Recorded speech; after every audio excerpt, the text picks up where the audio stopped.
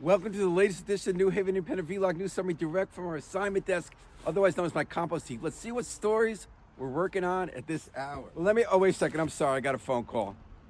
Well, I just got a notification from FanDuels. I didn't know this. The Nets are playing San Antonio tonight, and an expert insider said they're going to miss 2 free throws in a row in the third quarter. I got $150 left in my account. I bet 200. I got 50 back. It's lost. I think I got enough. I'm just going to make a quick bet. Okay. Anyway, I wanted to tell you about, they're still putting up caution tape all the time in Ukraine.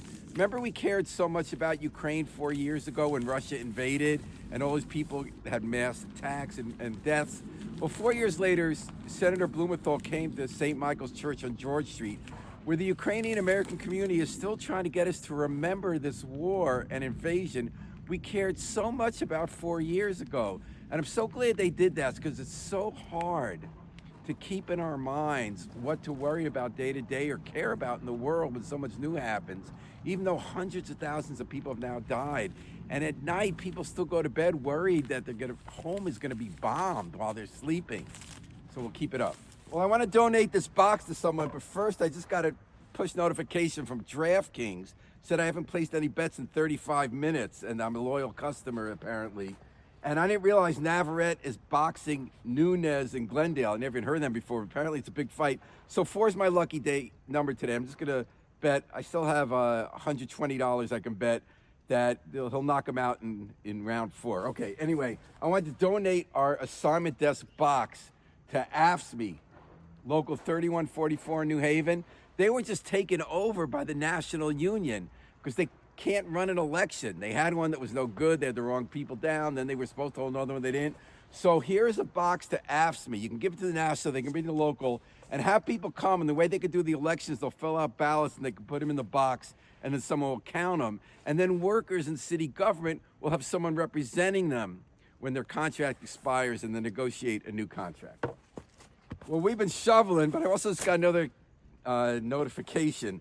Oh, apparently someone claims that Juan Soto is going to twist his ankle in the 7th inning of the exhibition game against the Nats. Let me just put another $300 down on that one. I think I can borrow some money for that. But anyway, we've been shoveling a lot. This week we shoveled again with another big snow. We're getting kind of tired. And people really threw down to help people. Alders Christine Kim and Caroline Tanby Smith, they got their neighbors to shovel out people who can't shovel out their own homes.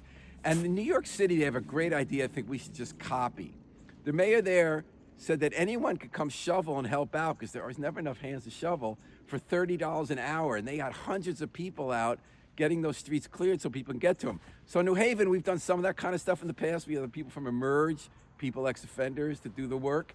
I think we should set up a registry like New York for the bus stops. As Laura Glesby reported in the Independent this week, and I see it riding the bus, walking after storms. There's just these mounds, you can't even get to the bus. And there are all these corners to get to the bus stop. And right on the green, they need to shovel the walk. So let's sign up people for $30 an hour all over city who could use the work to clean out the bus stops and the corners. So I see my tab has run pretty high. And the reason is that we learned about how you don't need that much money to have bet a lot of money. I didn't have a lot of money to begin with. Carl Jacobson, the police chief, it turns out, according to the arrest warrant affidavit, he was arrested for stealing money to support a gambling house. He bet $4.4 million, apparently, allegedly in 1 year on sports all day with the phone with FanDuel and DraftKings. And people said he only makes $180,000. How do you do that? Well, in truth, what I learned this week in interviewing expert Jonathan E. Cohen is they do it on the margins. They get you to keep betting with what you got, and they give you these inducements and they push notifications so that, you bet 200 and you get 150, you lose 50, you keep betting, you think you're gonna hit back on the next one.